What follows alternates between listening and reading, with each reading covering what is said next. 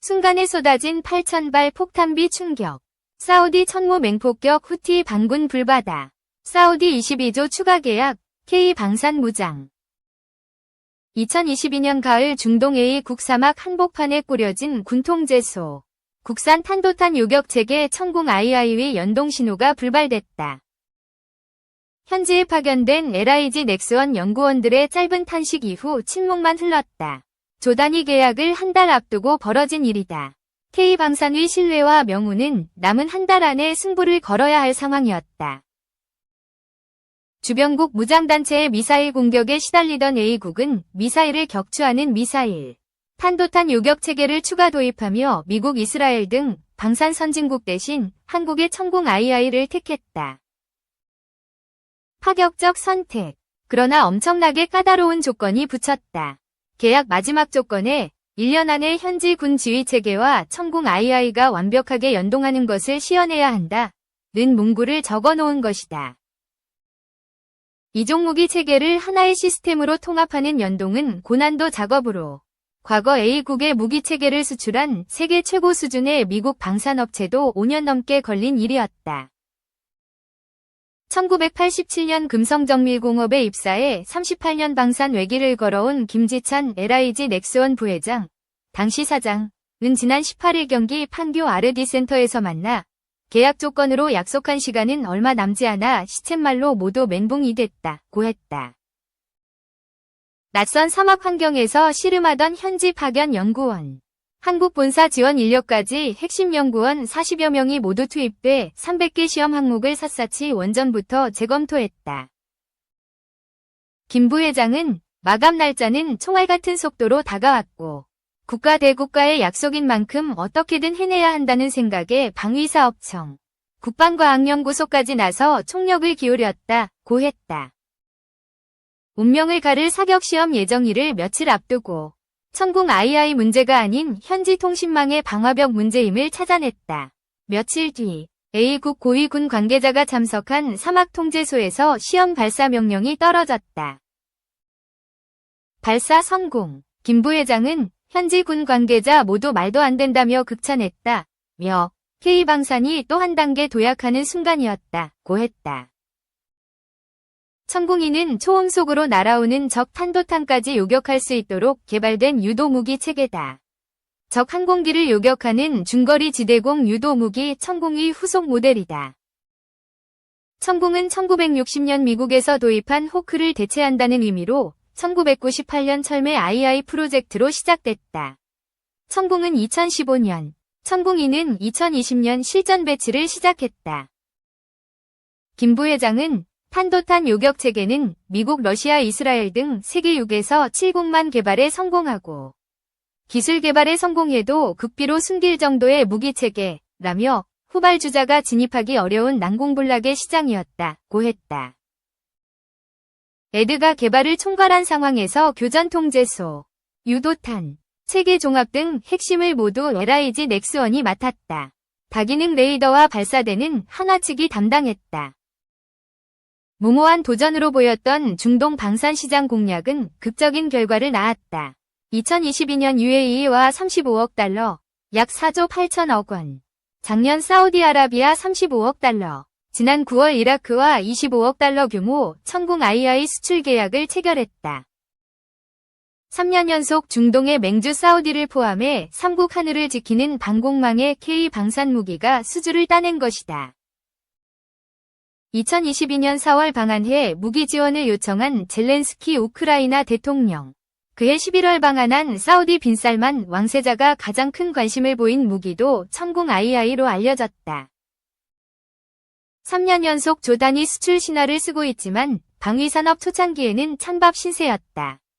자주 국방을 강조한 국가 요청에 따라 1976년 럭키금성, 현 LG그룹에서 출범한 금성정밀공업은 미군이 가져온 호크 미사일을 정비하는 게 주 업무였다.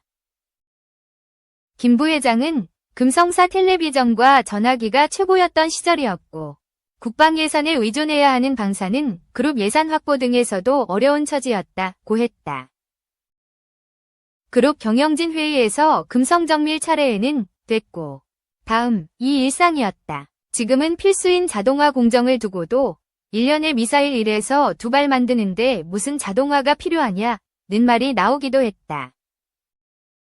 국민대 전자공학과 졸업 후 1987년 럭키금성 그룹 공채에 지원한 김 부회장은 금성정밀을 일지망으로 지원해 방위산업에 입문한 뒤 38년째 방산 외길을 걸었다.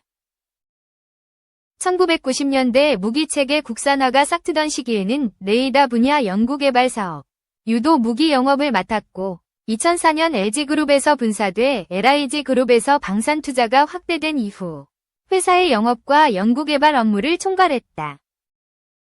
첨단 국산 무기 개발 양산 현장에서 오래 근무해 군에서도 조언을 구하는 방산 전문가로 꼽힌다.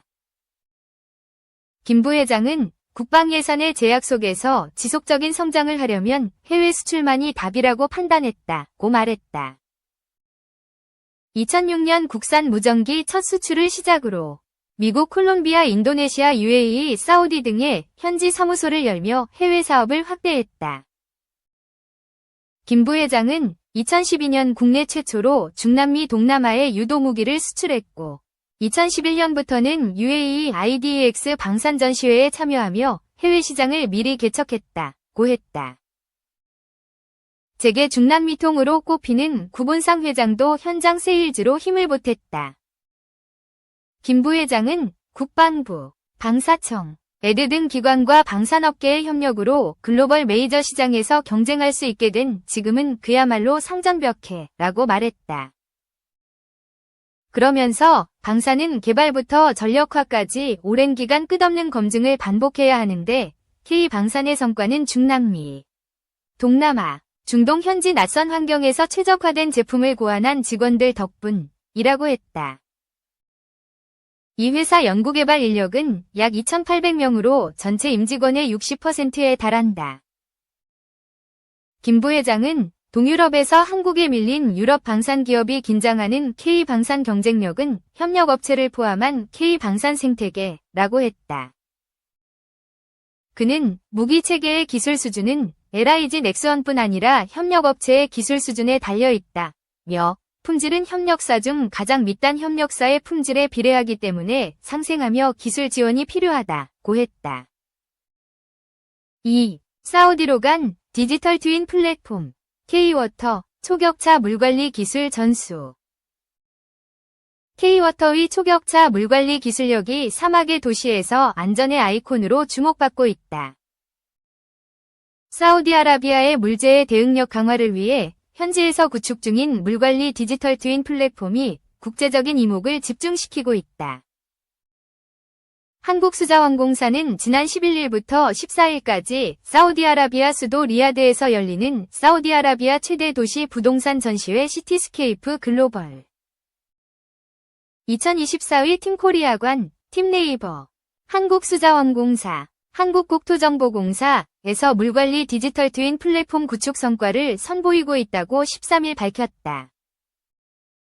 사우디아라비아는 국가 비전 2030 개혁 계획에 따라 석유 의존도를 줄이고 그린 이니셔티브로의 전환을 준비하고 있다.